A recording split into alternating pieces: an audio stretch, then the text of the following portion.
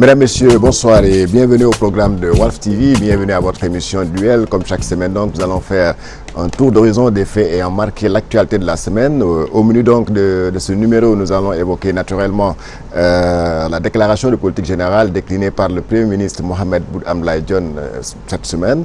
Une déclaration de politique générale au cours de laquelle il a exposé un Sénégal de rêve. Alors, beaucoup de Sénégalais, l'opposition compris, pense que tout simplement le Premier ministre a échoué dans cette déclaration parce que tout simplement il a décrit un Sénégal qui n'est pas conforme avec la réalité ou bien n'est pas conforme avec le Sénégal où nous vivons. Nous allons ici évoquer l'inauguration de l'aéroport international Blaise Diagne qui a été donc lancé hier. Un nouvel envol, le Sénégal prend donc un nouvel envol, c'est pas moi qui le dis, c'est le chef d'État qui le dit. Nous allons aussi en parler et nous allons finir avec l'affaire Khalifa Sall du nom du maire de Dakar. Comme vous le savez, hier donc ses amis voulaient donc cautionner, mais finalement, le doyen des juges a décidé tout simplement que ce cautionnement n'aura pas lieu et qu'il va le renvoyer en correctionnel. Pour évoquer tous ces thèmes, nous avons le plaisir de revoir sur ce plateau deux hommes politiques. L'un, c'est M. Émile Ndiaye, il est membre donc de la direction des Sénégalais de l'extérieur en Italie. Il est donc membre de l'APN. M. Ndiaye, bonsoir. Avec vous sur ce plateau, nous avons le plaisir de recevoir M. Bassirou Diomaye Faye, il est membre des PASTEF. M. Faye, bonsoir. Bonsoir. Alors, je commence par vous, M. Faye. Vous avez entendu le Premier ministre pendant presque toute une journée. Il a parlé. Alors, vous vous trouvez dans le Sénégal qu'il a décrit l'autre jour? Non, manifestement pas. Je pense déjà que l'échec n'est pas seulement dans la description du Sénégal, mais plutôt dans le format même de la DPG. Par contre, avant d'aller plus loin, je voudrais d'abord vous remercier par rapport à l'invitation, saluer mon co-débatteur et l'ensemble de vos téléspectateurs. Je disais tantôt, si on note bien, le Premier ministre Mohamed Boun Abdallah Dionne en est à sa deuxième déclaration de politique générale. La première ayant été faite en novembre 2014, donc ça fait à peine 3 ans. Alors, revenir déjà par rapport à ce que doit être une déclaration de politique générale et faire 3 heures de temps en mobilisant tout le gouvernement, toute l'Assemblée nationale, rend compte du manque d'ambition de ce gouvernement-là par rapport au Sénégal. Je pense déjà que la déclaration de politique générale du Premier ministre a été un hors-sujet. Parce que dans le cadre d'une déclaration de politique générale, ce qu'on est censé faire, c'est de décliner une vision et de fixer un cap stratégique. Dire voilà comment je vois le Sénégal, voilà l'horizon temporel dans lequel je voudrais que le Sénégal soit ce qui est conforme à cette vision-là. Et de ce point de vue-là, on a malheureusement assisté à un échec total parce que le Premier ministre a pris tout son temps pour faire une compilation des résultats hypothétiques d'ailleurs, sur lesquels on a beaucoup de doutes parce que les chiffres sont tout le temps trafiqués, de ministère par ministère. Une déclaration de politique générale n'est pas une agglutination de réalisations qu'on aurait fait ministère par ministère. C'est pour ça qu'il est passé tout à fait à côté. Et quand nous avons pris le soin de l'interpeller sur les questions fondamentales, il n'a pas su répondre. Il n'a pas su répondre.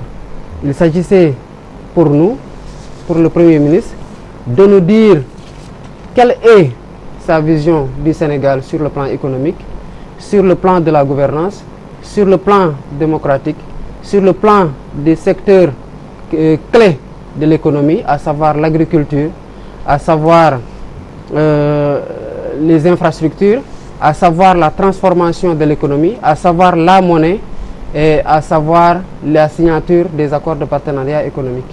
Voilà là où on attendait le Premier ministre. Malheureusement, il n'a pas eu le courage, avec les interpellations, de répondre aux questions qui ont été posées par rapport à ces axes stratégiques-là sur lesquels il devait vraiment élucider nos compatriotes à travers la représentation nationale. Merci. Nous reviendrons d'ailleurs au cours du débat dans le fond. Alors, M. Émile Ndiaye, un échec, selon vous, l'opposition le qualifie de toute façon d'un échec parce que tout simplement, M. le Premier ministre n'a fait que ressasser un discours qui ressemblait déjà à du déjà vu ou déjà entendu. Je profite de l'occasion pour vous saluer à nouveau, saluer M. Faye, et saluer tous nos téléspectateurs. J'en profite également pour saluer M. le Premier ministre qui, à mon avis, a fait son processus qui est de 2014. Il est venu à l'Assemblée pour confirmer ce qu'il avait dit à cette tribune qui représente pratiquement le Sénégal. les citoyens sénégalais. Quand M. Faye parle d'échec, je peux le comprendre.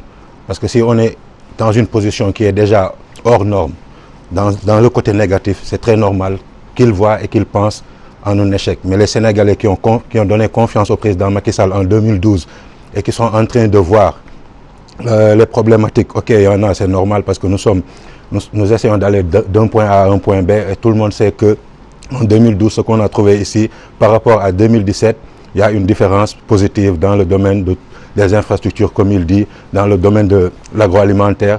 Pour l'agriculture, par exemple, on sait qu'on est en phase d'arriver à une autosuffisance alimentaire, à une autosuffisance en riz. Donc, pour ce débat d'échec, je pense que c'est l'opposition qui devrait se revoir, parce que c'est une opposition pratiquement qui sait qu'il n'y a pas de possibilité de parler de politique de développement, de parler de politique d'infrastructure, de parler de développement tout court avec ce gouvernement qui est en phase avec ses dires et faits, qui est en train de travailler pour amener le Sénégal vers l'émergence. Alors qu'est-ce que doit faire cette opposition?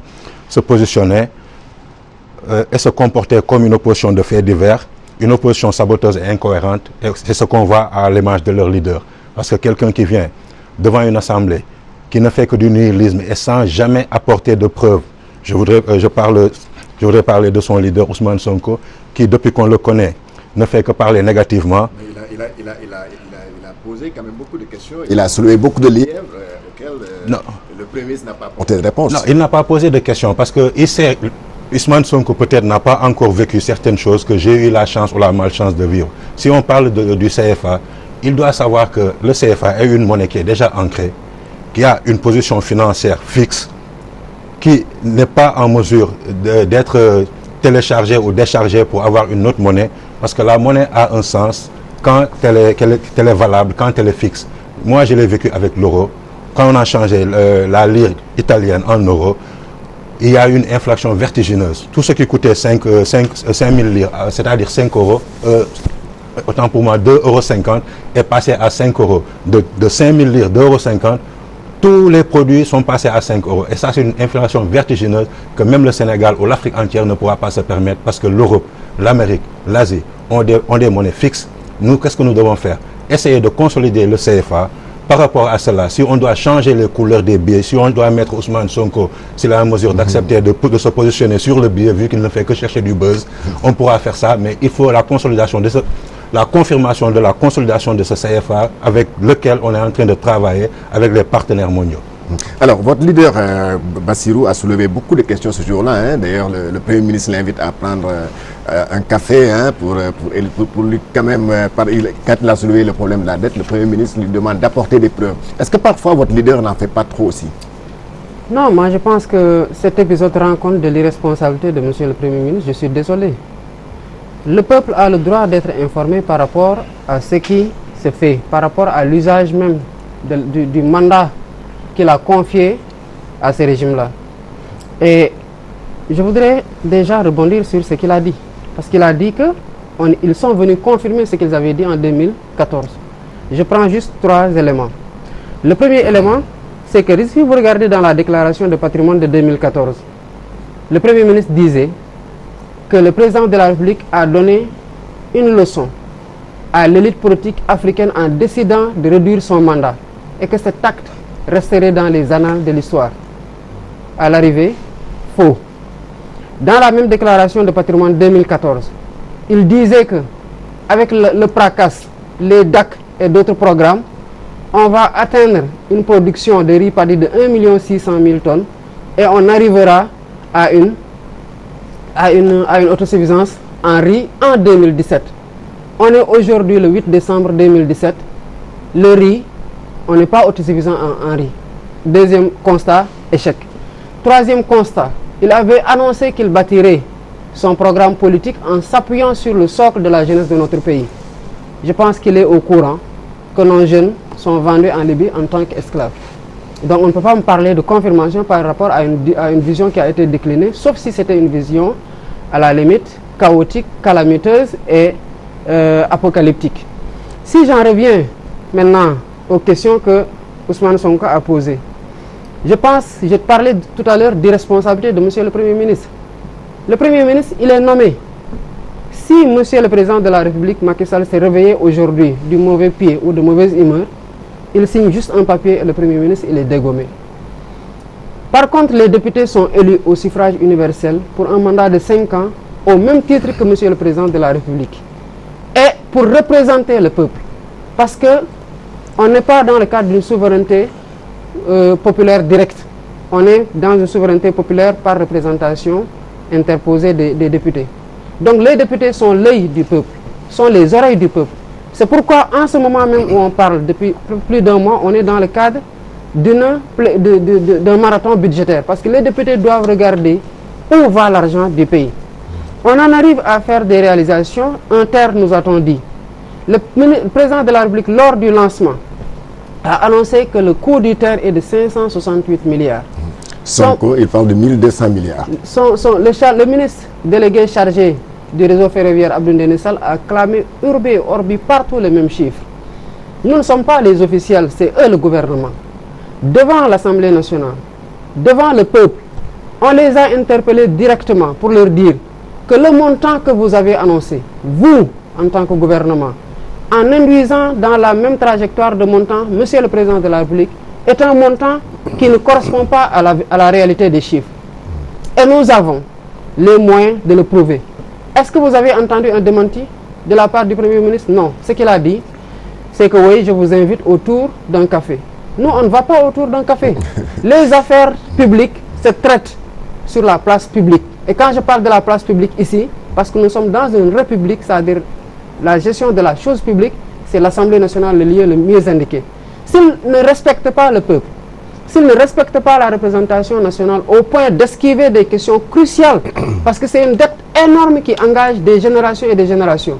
S'ils ne respectent pas la représentation nationale ou le peuple, de sorte à devoir déporter les questions qui doivent être débattues, là où il sied de les débattre, pour les reporter dans un café, nous ne sommes pas dans ce degré d'irresponsabilité-là et ce degré d'irrespect par rapport au peuple sénégalais. Le défi est là. S'ils contestent les chiffres, comme nous l'avions fait lors du pétrole, nous les appelons à un débat. Les factures-là qu'il dit de tenir et les contrats que nous disons de tenir, on n'a qu'à se retrouver autour d'un plateau. Quels que soient les organes, quels que soient les médias, quels que soient les journalistes, nous, petite partie de l'opposition, nous sommes prêts. Nous défions le gouvernement. Et s'ils nous confondent, parce que c'est lui qui menaçait en parlant de diffusion de fausses nouvelles, mais ils n'ont qu'à enclencher les procédures nécessaires. C'est tout. Justement, Émile, l'autre jour, on a vu que M. Ousmane Sonko a plusieurs fois interpellé le Premier ministre, d'abord sur le coût du terre. Il avait annoncé 568 milliards. Ousmane Sonko dit que non, il savait bel et bien de 1200 milliards sur la dette aussi du Sénégal. Il a même dit que la politique économique du Premier ministre, en tout cas du Sénégal, ne peut même pas développer le plus petit village du Sénégal. Connaissant Ousmane Sonko, c'est normal que le Premier ministre l'invite à boire un café. Parce que quand on est à un degré bas, il faut se rabaisser pour faire comprendre à la personne que les sujets qu'il traite, il n'est pas en mesure de les élucider. Si nous prenons le cas Sonko, depuis que Sonko existe, entre guillemets, qu'est-ce que Sonko a apporté de concret, de positif à faire voir? Je sais ceci, je sais cela, j'ai les documents, je vous les fais voir. Même son livre qu'il a écrit sur le pétrole, il a été interpellé par l'éditeur qui lui a demandé de corriger certaines dates et certains détails. Pour les dates, ou certains détails, je vais juste parler des dates de découverte de gisement. Même là, ça pose problème. Si vous vous permettez d'aller en France, de faire votre show, et votre éditeur vous demande de corriger votre livre, alors nous, gouvernement du Sénégal, nous n'avons pas de temps à perdre avec ce M. Sonko qui a toujours parlé haut et fort pour ne rien montrer ou démontrer. Dans ce cas précis, je demande personnellement à M. Sonko de venir sur un débat télévisé en face de moi, d'apporter les dossiers. S'il apporte les dossiers et qu'il a les preuves, je serai le premier camarade ou citoyen sénégalais de l'APR, de Benno Bokk Yakaar, à venir dans ses rangs. Ça, je vous le confirme, je vous le dis devant l'écran, parce que je sais que M. Sonko est quelqu'un qui cherche du buzz, quelqu'un qui ne comprend pas la vraie réalité, quelqu'un qui ne sait pas où se mettre, quand parler et comment parler. Le respect, ça commence par les citoyens sénégalais. Il ne peut pas venir se permettre de dire que tout citoyen qui n'a pas voté pour lui, Sonko, a voté pour des voleurs. Dans ce cas précis, qu'est-ce que ça représente? Ça veut dire que toutes les personnes ou tous les citoyens qui ont perdu leur temps pour se faire une carte d'identité biométrique, qui ont perdu leur temps ce dimanche-là pour montrer leur citoyenneté, ont été blessés par ce M. Ousmane Sonko qui, à la fin, devrait comprendre il n'a eu que, je me permets de le dire en Wolof, pour seulement talk, pour un pourcentage que, si ce pourcentage n'existait pas, il ne serait pas là à l'Assemblée nationale. Assemblée nationale, d'ailleurs, là où il devrait, en premier lieu, dire qu'il ne prendrait pas la voiture, dire qu'il ne prendrait pas le carburant, s'il est pour le peuple, et dire en premier, un conseil que je lui donne, de demander à l'Assemblée ou au service financier de l'Assemblée nationale de ne plus se permettre de payer les pneus pour leur voiture. Parce que si on vous donne gratuitement une voiture par rapport à votre représentativité du peuple, rendez au peuple ce petit geste en ne pas consommant, utilisant tout l'argent qui est du budget national, qui peut faire ressort de beaucoup de choses qui permettraient à ces jeunes dont vous parlez d'avoir un avenir meilleur.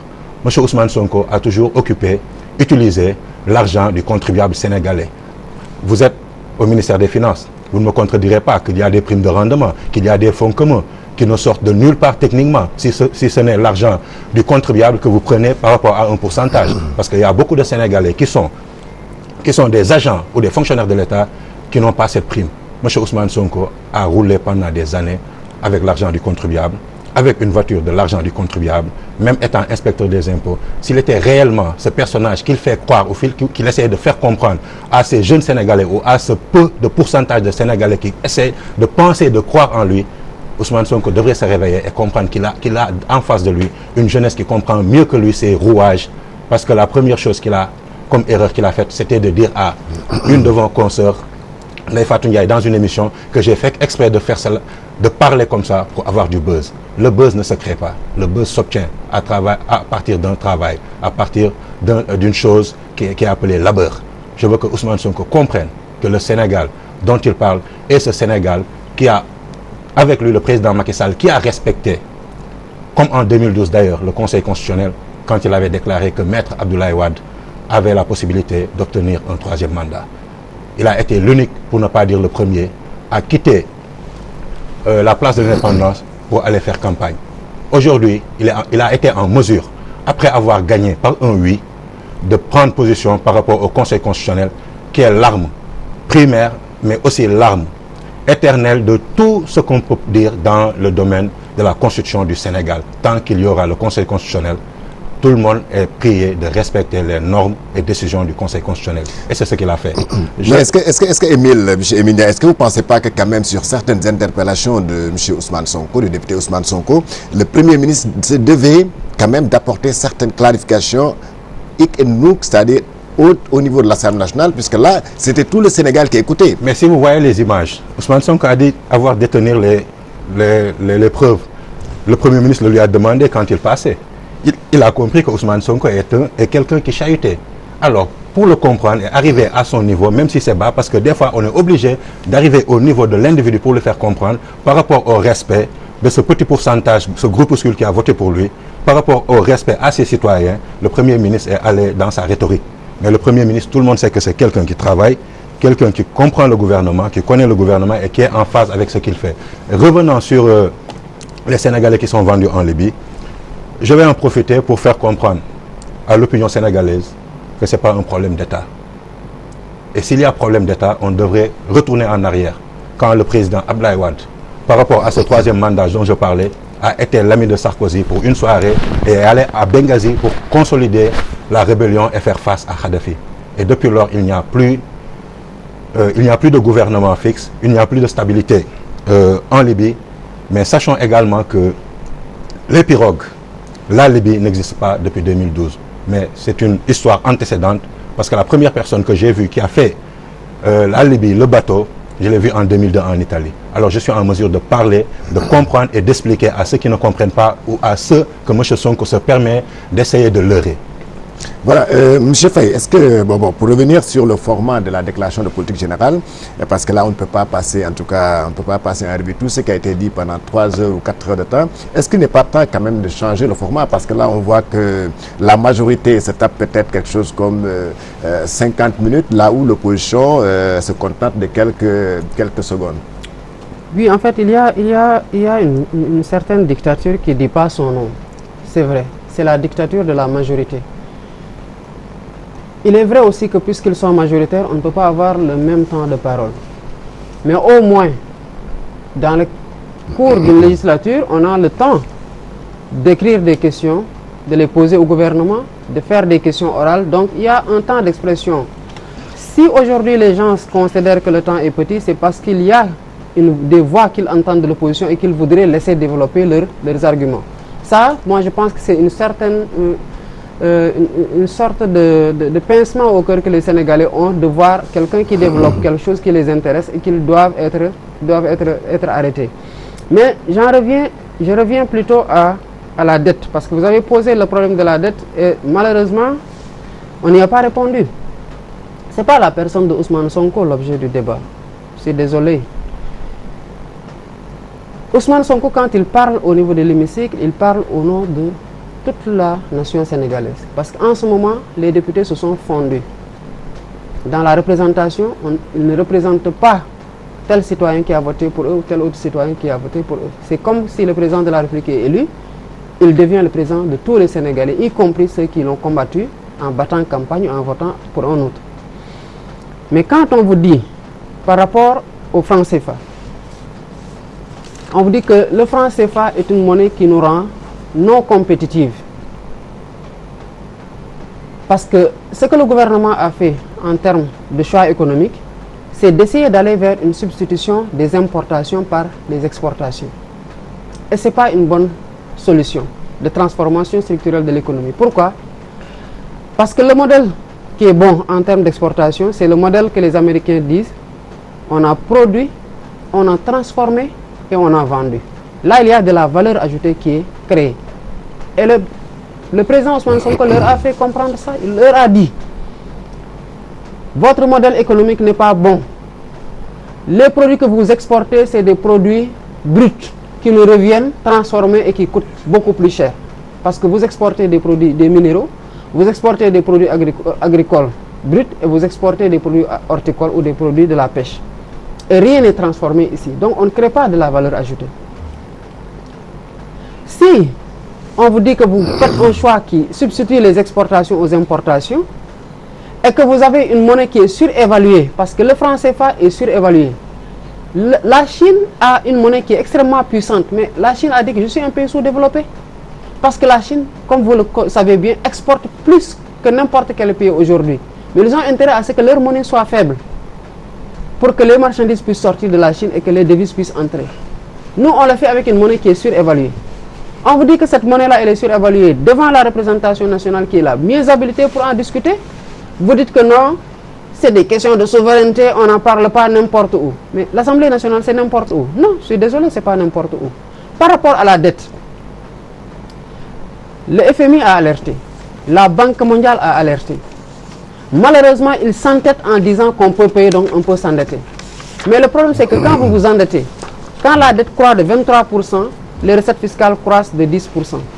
Ça signifie que les ressources souveraines sur lesquelles vous pouvez vous appuyer pour payer votre dette ne sont pas produits au même rythme que la dette croît.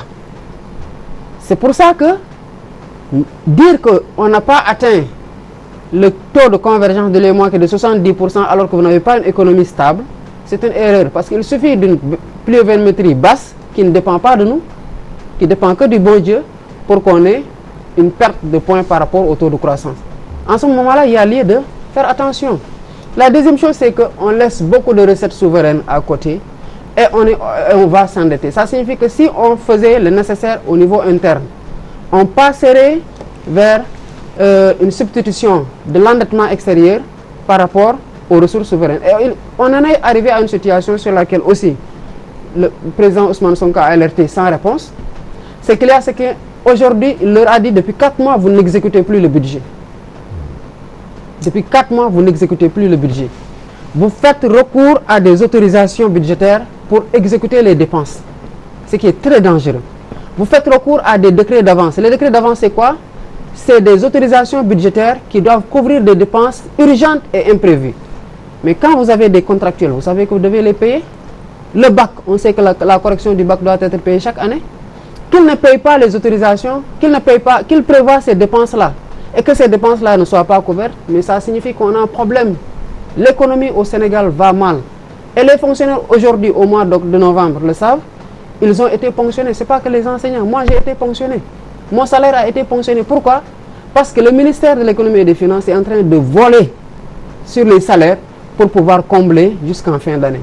Et quand pour finir, quand ils nous font un budget qui croît de 343 milliards, alors qu'aujourd'hui, au 28 novembre, le budget de l'année dernière, ils n'ont même pas été en mesure de réunir les prévisions de recettes. On est à un gap de 128 milliards. Ça signifie que si tu dis, pour le budget prochain, en référence à ce budget-là, il faut ajouter 343 milliards, ce n'est pas 343 milliards, mais il faut déjà réussir à combler le budget de N-1 que tu n'as pas su combler et ajouter 343 milliards. Or, les services, aujourd'hui, ne sont pas mobilisés à faire ces ressources-là, en raison des mauvaises pratiques administratives, du népotisme, du clientélisme politique.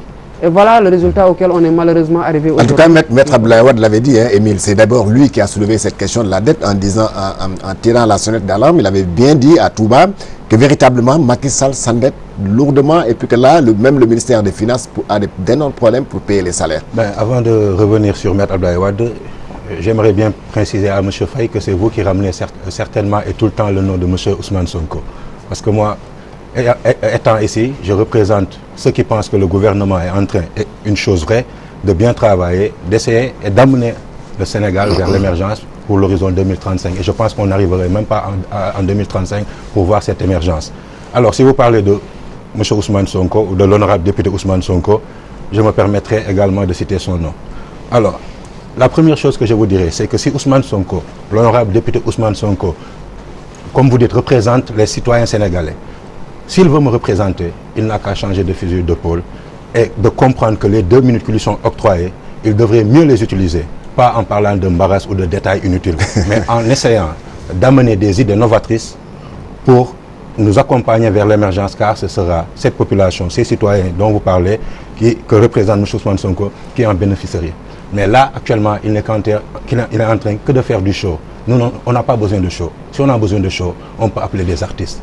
À l'Assemblée nationale, c'est pour travailler, faire du concret, apporter du concret, donner des idées pour essayer d'avancer, même si on est de l'autre part, de l'autre partie, c'est-à-dire de l'opposition.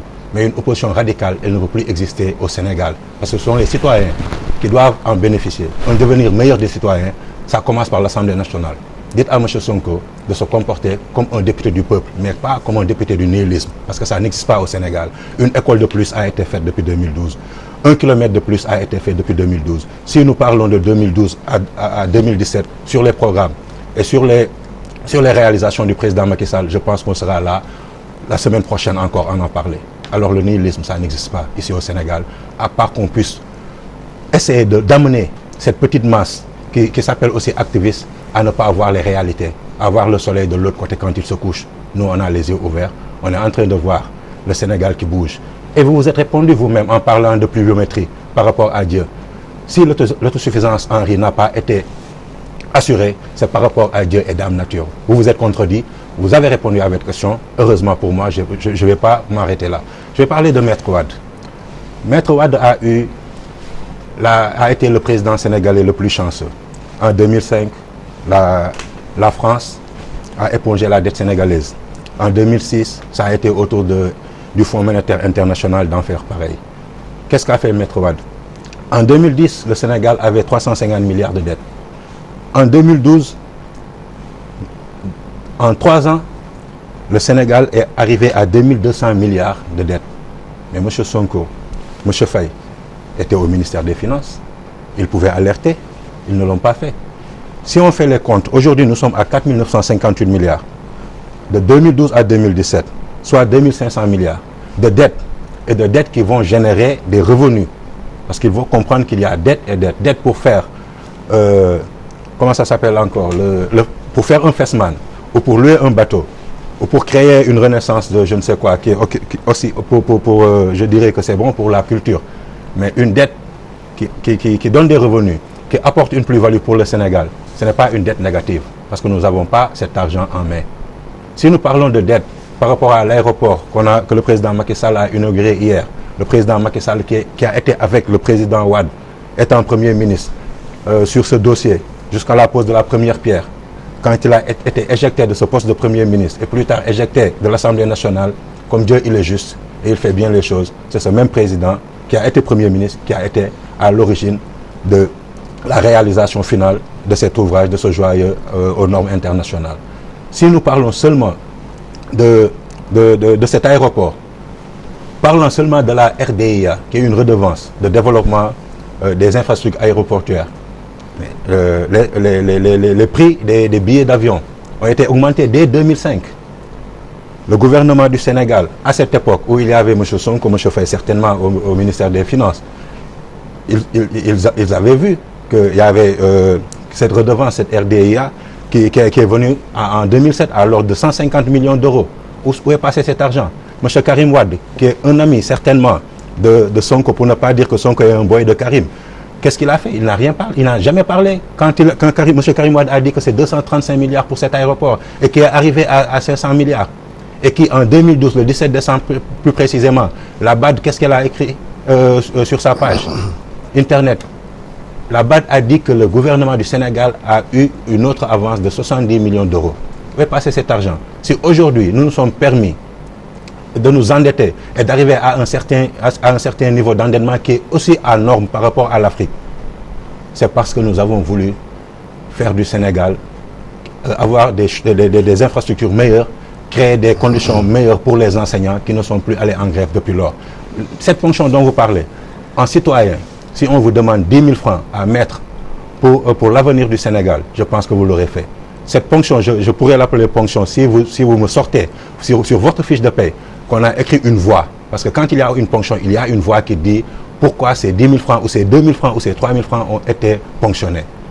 Il peut y avoir un décompte et voir au final qu'il y a 10 000 francs de plus, qu'il y a 3 000 francs de plus. Qu'est-ce que fait le gouvernement? Ce que devait faire M. Sonko également sur les 1500 qu'il dit qu'on lui a prélevé comme taxe, qu'il n'a pas rendu, connaissant les tabelles, parce que étant inspecteur des impôts, le pourcentage qu'il devait payer, il le sait, il n'a pas retourné l'argent en arrière. Si le gouvernement voit qu'il y a une évaluation positive par rapport à votre fiche de paie, le gouvernement se doit de retirer cet argent.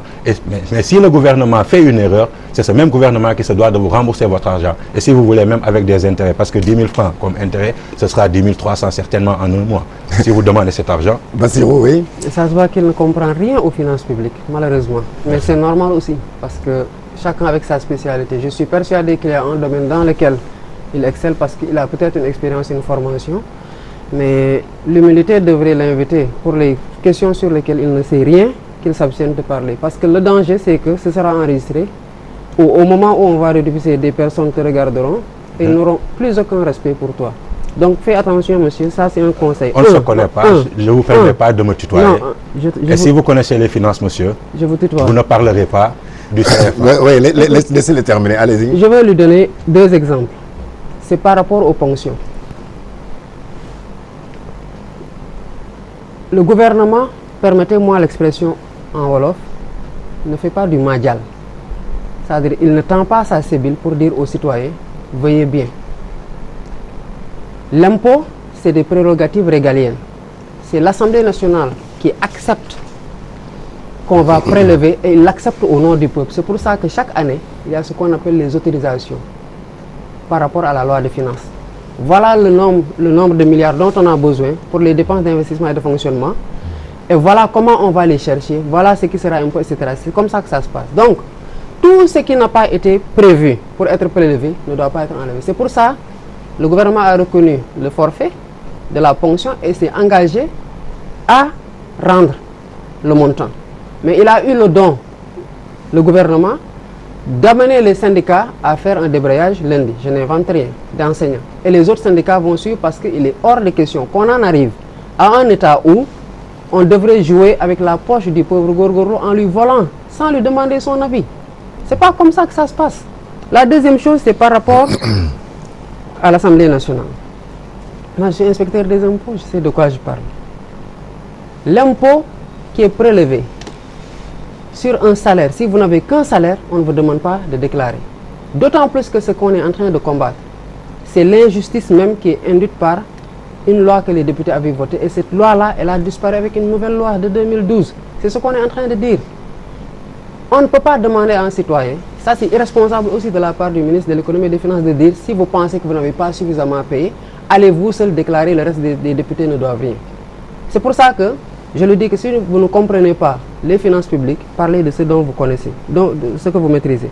La dette, on ne peut pas comparer. Quand Abdoulaye Wade quittait, on était à un niveau d'endettement de 34%, 46% max. Aujourd'hui, on est à 61 poussières pour cent. On ne peut pas comparer ces deux niveaux d'endettement-là. Et je suis désolé, ce que je dis tout le temps. Nous, il y a des choses sur lesquelles on alerte parce que c'est des choses qui nous amènent directement vers le gouffre. Si on part par exemple des mauvaises pratiques administratives, quand vous dites que vous avez réalisé un taux de croissance inédit au Sénégal, que le pays va bien, mais pourquoi vous êtes obligé de passer par des lettres de garantie, de déraper sur les ressources extérieures, de les maquiller, de passer par des autorisations de signature qui ne sont pas des mesures normales pour exécuter le budget, de ponctionner le salaire. Et moi, je vous dis que j'ai vu un document dans lequel le gouvernement dit que même par rapport à certains primes qui font partie de la rémunération des agents, c'est normal quand vous arrivez, c'est le gouvernement qui dit voilà comment je vous paye selon vos statuts, votre grade, votre ancienneté. Et vous travaillez en contrepartie de ce paiement-là. La fin du mois, on doit donner ça. Le gouvernement écrit pour dire qu'ils ne vont pas payer certaines primes. Et ils ont dit qu'ils vont éponger ces primes. Ils vont payer le reliquat après la clôture de l'exercice 2017. Ça signifie quoi? Qu'ils sont en train de faire du colmatage budgétaire pour pouvoir écouler l'année. Et le président Ousmane Sonko l'a dit la dernière fois, qu'ils seront obligés, à la fin du mois de décembre, ils doivent clôturer l'exercice budgétaire 2017. Ils seront obligés de dire qu'ils ont clôturé, d'encaisser jusqu'à 15 jours, une semaine après, des recettes de 2018 pour dire que c'est des recettes du budget de 2017. Dans une tenue budgétaire orthodoxe, on ne fait pas ça. C'est pour ça que quand certaines personnes vont payer des revues pour qu'on leur flanque du titre du meilleur ministre de l'économie et des finances, j'ai eu entendu la dernière fois un député dire au ministre de l'économie du sport que c'est vous qui avez qualifié le Sénégal. On est dans la laudation qui n'honore pas la fonction du député.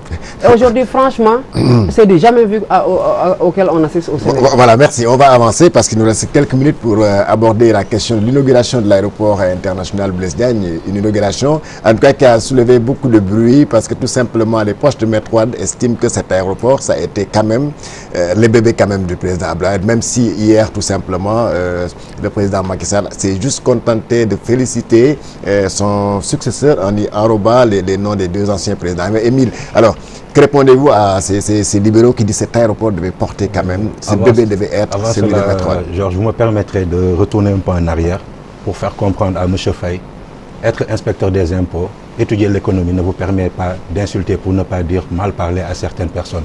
Mais je vous comprends, c'est à l'image de votre leader. Juste une chose, les impôts sont obligatoirement prélevés. La ponction ne se fait pas tous les mois. Alors revoyez votre verbe, revoyez l'économie. Voilà, revenons au débat, voilà. Alors, j'aurais juste aimé parler de ces 36% qu'ils parlent sans donner de chiffres. Malheureusement, on n'aura pas le temps. Qui font... Vous voulez que je m'arrête là? Ouais, Non, c'était juste pour lui faire comprendre qu'entre 36 et 61%, en 3 ans et en 6 ans, il y a différence. Alors qu'ils comprennent que nous sommes endettés, c'est vrai, positivement, mais nous avons aussi la dette, vu que c'est une continuité de l'État, c'est aussi une dette que nous avons trouvée ici qui est de l'ordre de 36%. Et c'est avec cette continuité de l'État que le président Macky Sall a souligné lors de l'inauguration de l'aéroport de Diass, qui me permet de venir vous rejoindre sur votre question. Alors, comme je vous ai dit précédemment, l'aéroport de AIBD, le nom, c'est du président Abdoulaye Wade. Nous le lui reconnaissons et nous le félicitons d'avoir pensé à ce digne fils du Sénégal. Mais qu'il sache que l'aéroport était déjà dans les tabelles, pour ne pas dire, était déjà une idée du président Senghor et Diouf. Ah bon? Oui. Le président Wade, quand il est arrivé, il voulait cet aéroport, ok. Mais il ne faut pas oublier que c'est à partir de 2004 que les réalisations et les projets du président Abdoulaye Wade ont commencé. Et comme par hasard, qui était son premier ministre? L'actuel président, c'est-à-dire M. Macky Sall. Alors, on pourrait comprendre que si c'est son bébé, ça a été aussi le bébé du président Macky Sall.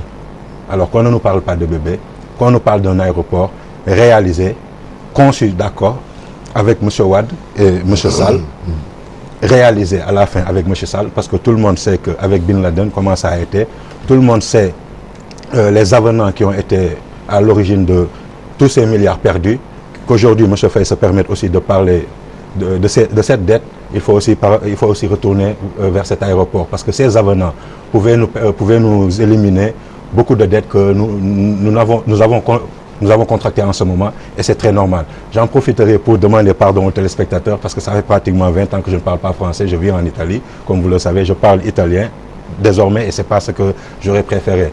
Mais ça a été une histoire accidentelle de malheureusement, on ne comprend pas italien. Mais alors, Bassirou, apparemment, toute l'opposition a brillé hier par son absence à l'inauguration. Qu'est-ce qui s'est passé? Est-ce qu'ils ont été invités? Moi, je pense qu'ils ont voulu convoyer leurs militants. Ils ont réussi le pari de la mobilisation. C'était l'essentiel pour eux. C'est sûr que l'opposition n'était pas invitée. Vous n'étiez pas invité? Nous, on n'a pas reçu d'invitation. Par contre, un aéroport, comme on l'a, c'est une bonne chose. Il n'est juste pas arrivé forcément en son temps. C'est toujours ce qu'on dit, c'est par rapport à l'ordre de priorité. L'aéroport, continuité de l'État, quand on l'évoque, c'est parce qu'il y a quelque chose à inaugurer. Mais le président Macky Sall, dès qu'il est arrivé, la première mesure qu'il a prise en tant que président de la République, c'est de supprimer la taxe sur les appels entrants. Vous vous rappelez de Global Voice? Non seulement c'était budgétisé à 50 milliards qu'on a perdu, mais il a indemnisé Global Voice à 17 milliards. Ça fait 67 milliards qui ont été perdus. Pour enfin aller en France et se rendre compte, en disant aux opérateurs de télécom, il faut encore qu'on taxe. Et c'est pour ça que ce qu'on appelle le prélèvement spécial sur le secteur des télécommunications a été institué en 2016, en 2015 plutôt. Donc, on veut bien que ce soit la continuité de l'État. Moi, la seule chose que j'ai, c'est dans le timing. Moi, je pense qu'on a des priorités quand même, qui n'étaient pas forcément des priorités aéroportuaires. Aujourd'hui, si on est obligé d'aller faire un TER qui doit aller jusqu'à AIBD, c'est parce qu'il y a cet aéroport-là. Donc, c'est des coûts qui sont induits. Et si on est obligé de cacher le prix du TER, c'est parce qu'il y a quelque chose où ça ne tourne pas rond. Ça ne bloque pas par rapport au choix qui a été fait. Vous voulez dire que l'aéroport va induire encore des dépenses onéreuses pour le Sénégal? Mais il en induit forcément. Aujourd'hui, qu'est-ce qu'on sera obligé de faire? On sera obligé. J'ai un ami qui est revenu de la France hier. Il a dit qu'il y a eu beaucoup de quoi, parce que je ne comprends pas la précipitation avec laquelle on a voulu inaugurer. Et en passant, les militants de l'APR ont voulu quand même attribuer la paternité de l'aéroport au président Macky Sall. Heureusement que les vidéos sont là dans lesquelles l'actuel président parlait même, en disant qu'il y a le projet de l'aéroport, il y a le quai ferroviaire qui doit aller jusqu'en Casamance, en citant des projets sous Abdoulaye Wade, en disant à l'opposition aujourd'hui socialiste, qui disait que c'était des éléphants blancs, qui sont aujourd'hui allés à l'inauguration pour voir que au moins s'il y avait une vision qui était là. Franchement, de ce point de vue-là, on ne peut pas réécrire l'histoire. C'est un projet d'Abdoulaye Wade. Ce qui était dans la tête de Diop, on ne le sait pas. Ce qu'on sait, c'est ce qu'il y a dans les archives. Et de ce point de vue-là, on aura beau dire que c'était dans la tête de quelqu'un. Moi, ce qui était dans la tête de quelqu'un qui n'en est pas sorti. Voilà, qui ne l'a pas fait. Alors justement, Eminda, hier, on aurait bien aimé quand même, même si l'opposition n'est pas là, mais que le président Wade soit là quand même, soit invité, et les anciens, le président Diouf aussi qui soit là, pour quand même inaugurer cet aéroport aux côtés du président Macky Sall. Malheureusement, vos militants ont tout simplement préféré s'attribuer cet aéroport-là. D'ailleurs, on n'a pas entendu une seule fois un seul intervenant remercier Maître Wade à part le président Macky Sall. C'est ce que j'avais dit tantôt. Mon co-débatteur il dit que quand il s'agit de réalisation, il y a continuité de l'État. Mais vous ne voulez pas la continuité de l'État sur la dette du pays. C'est comme ça. Vous voulez le négatif, nous on tend vers le positif, et ça se comprend, vu votre position. Mais sachez que tous les Sénégalais, les vidéos sont là, ok. Commencez à construire une maison et aller y habiter dès que vous avez une chambre ne signifie pas que la maison est prête. Avec l'aéroport, c'est pareil. Le président Wade a essayé d'y atterrir, c'est normal, parce qu'il savait qu'il ne le ferait pas après. Non, un avion privé qui atterrit dans une zone ne peut pas dire qu'il a atterri dans un aéroport. Parce que si vous êtes si doué que ça, vous saurez qu'il doit y avoir les gens de la SECNA, qu'il doit y avoir toute la sécurité nécessaire et que tout doit être aux normes internationales pour parler d'aéroport. Sinon, on parle d'aéroport. Oui, mais est-ce que l'aéroport, comme le dit Bassirou Diomaye Faye, est-ce que l'aéroport était... il y avait une urgence à clôturer ce budget-là ou bien d'inaugurer cet aéroport-là, alors que là, il y a celui de Yoff qui est toujours là? Alors, qu'est-ce qu'on doit faire? On doit construire l'aéroport, lui donner toutes les normes internationales et de première génération dans le domaine sécuritaire notamment, et le laisser là-bas, en faire un musée. L'aéroport, il est prêt. Nous avons mis cet aéroport aux normes internationales pour pouvoir commencer à y faire la navigation aérienne. Vous avez vu, il y a des avions qui sont descendus là-bas. Ça veut dire que l'aéroport est fonctionnel. Que quelqu'un vienne se perdre, c'est normal, parce que quelqu'un qui connaissait l'aéroport Léopold Sédar Senghor va certainement se perdre là-bas. Moi, personnellement, je vais dans certains aéroports où je me perds. Mais là, c'est pas comme chez moi que je sais que les toilettes sont à gauche, Air France est à droite. C'est normal dans un premier temps. Même moi, si j'y vais, je vais m'y perdre, parce que c'est pas comme l'aéroport Léopold Sédar Senghor que je maîtrise depuis une vingtaine d'années pratiquement. Il faut que les gens se comprennent que quand on parle de peuple, il faut aussi parler à l'avenir. Parce que le peuple n'est pas une chose avec un frein à main, pour ne pas dire une voiture, qui doit s'arrêter au moment où les autres peuples avancent. Nous devons avancer. Nous sommes sur cette optique, dans cette optique, autant pour moi. Et ce que nous voulons, c'est que cette opposition nous y rejoigne pour l'intérêt des Sénégalais, pour un devenir meilleur de tous les citoyens sénégalais. Merci. Nous allons donc terminer par l'affaire Khalifa Sall. Et on ne peut pas quand même ne pas dire deux mots sur cette affaire-là, Bassirou Diomaye Faye. Alors, ça se complique pour le maire de Dakar. Oui, parce que malheureusement, aujourd'hui, il y a un homme qui a décidé de ce que sera le sort de Khalifa Sall depuis le moment où Khalifa, avant les élections, a décidé de faire sa tournée. Vous pensez que ce n'est pas la justice? Non, c'est enrobé de procédures judiciaires. Mais aujourd'hui, il y a beaucoup de citoyens qui ne font pas confiance à notre justice par rapport à ce qu'elle est aujourd'hui. Khalifa aura, même s'il cautionnait 50 milliards, ne sortira pas. Ah bon? Non, parce qu'en fait, aujourd'hui, ce qu'on a au Sénégal, c'est très loin de ce qu'une justice à laquelle on peut se fier devait être. Toutes les procédures dans lesquelles le président a une volonté, on voit que c'est cette volonté-là qui se matérialise. Justement. Alors, Émile, pour terminer, alors, je ne sais pas, il n'y a pas une sorte d'acharnement contre le maire de Dakar? Juste pour parler du terre. Et... Rapidement, une minute. Pour le terre, il faut qu'on comprenne que le Sénégal est arrivé à un niveau où le cancer est en train de tuer pas mal de personnes. Oui, tu as juste... Le terre, c'est l'écologie. Oui, vous avez une minute. Je demanderai à M. Sonko d'apporter les 1200 milliards. Voilà. Et je profite aussi des appels dont M. Faye a parlé auparavant, parce que je suis Sénégalais de l'extérieur. Je sais que quand le président Macky Sall a fait cette option, c'était pour la 15e région. Parce qu'on ne peut pas se permettre d'apporter plus de 1000 milliards. Oui, Émile, il reste une minute, oui. Ok, pour le cas de Khalifa Sall. Est-ce qu'il n'y a pas d'acharnement contre le maire de Dakar? Selon moi, il ne peut pas y avoir d'acharnement. C'est plutôt une erreur de procédure de la part de Khalifa Sall et de ses avocats. Parce que la première erreur, ça a été de se mettre contre la justice en disant que je ne vais apporter aucune preuve. Parce que quand on est devant la justice, on se doit de négocier, même si on est présumé innocent. Parce que la justice, elle est là pour tout le monde. Arriver à un certain stade, pour donner une caution, c'est aussi par rapport au dossier. Ce n'est pas par rapport au président de la République qui ne peut rien décider quand un dossier est au niveau de la justice sénégalaise, qui est une justice souveraine. Khalifa Sall a péché.